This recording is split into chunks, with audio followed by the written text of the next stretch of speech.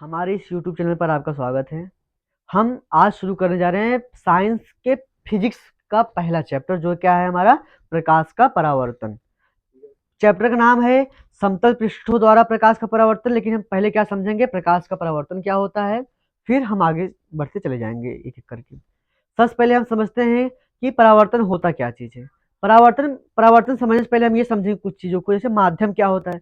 माध्यम मतलब प्रकाश कहाँ कहाँ से होकर गुजरता है, वही उसको क्या कहलाता है, माध्यम। जैसे प्रकाश वायु में चल सकता है, उसका माध्यम एक वायु माध्यम हो गया। प्रकाश जल में गमन कर सकता है, वो भी क्या है, उसका माध्यम है। प्रकाश कांच में भी चल सकता है, वो भी क्या है, माध्यम है। तो ये माध्यम हम क्यों समझा रहे हैं, क्योंकि इसकी परिभाषा में माध्यम की आवश्यकता पड़ेगी।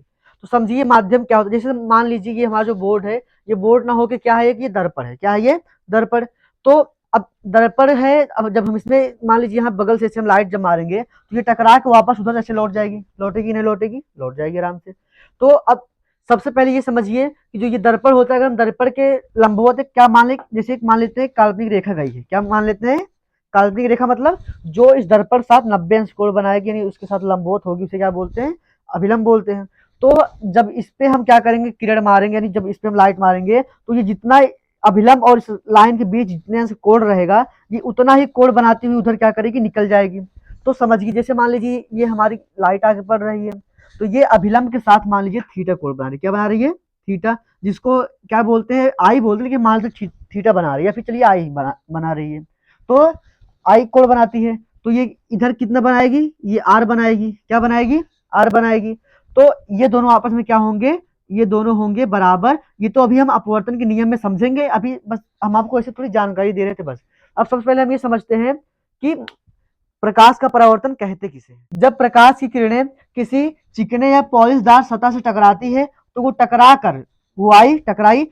कर वापस उसी माध्यम में लौट जाती है। इस घटना को क्या कहते हैं, प्रकाश का परावर्तन कहते हैं। फिर समझते हैं, जैसे मान लीजिए आप में से बहुत लोग आई कार्ड, जो आइडेंटिटी कार्ड होता है हमारा, उससे खेले होंगे। जब क्या करते हैं हम लोग, जो जो उसका प्रकाश आता है हमारा सूर्य का, उसको हम क्या करते हैं, उसके द्वारा रिफ्लेक्ट करके बच्चों के चेहरों पर मारते हैं। तो वो क्या है, वो प्रकाश के परावर्तन की एक घटना है। तो यहाँ वही काम हो रहा है। लाइट आएगी, किसी समतल पृष्ठ से टकराएगी, टकरा कर क्या करेगी, वापस लौट जाएगी। ये जो अभी बोर्ड जो हमारे कांच है, मान लीजिए कांच क्या किया, वैसे मतलब इसको घुमा दिए हैं। तो अब ये हमारा क्या है, ये परावर्तक पृष्ठ, इसको क्या बोलते हैं, परावर्तक पृष्ठ, यानी जिसके द्वारा परावर्तन होता है उसे क्या बोलते हैं, परावर्तक पृष्ठ।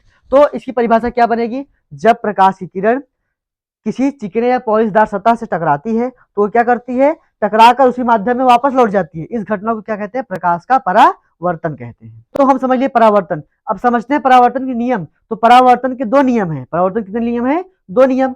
तो हम क्या लिखेंगे, परावर्तन के नियम हम हेडिंग डालेंगे, आप यहाँ मिल रहा होगा सब कुछ। तो हम क्या लिखेंगे कि परावर्तन का पहला नियम क्या है, प्रथम नियम, कि ये जो हमारा ये क्या आपतित किरण है, इसको क्या बोलते हैं, आपतित किरण। तो आपतित किरण, फिर ये जो हमारी यानी टकरा कर वापस लौट गई, इसको क्या बोलते हैं, इसको बोलते हैं परावर्तित किरण।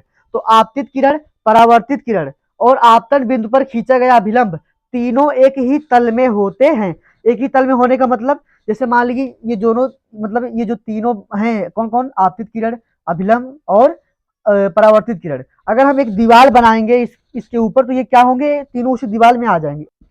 अब हम समझते हैं अपवर्तन के पहला नियम तो हो गया। अब हम समझते हैं अपवर्तन का दूसरा नियम।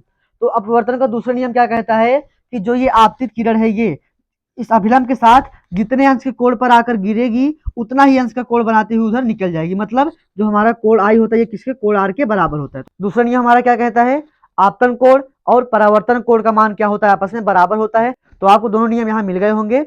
मिलते हैं जल्द ही एक नई वीडियो में। धन्यवाद।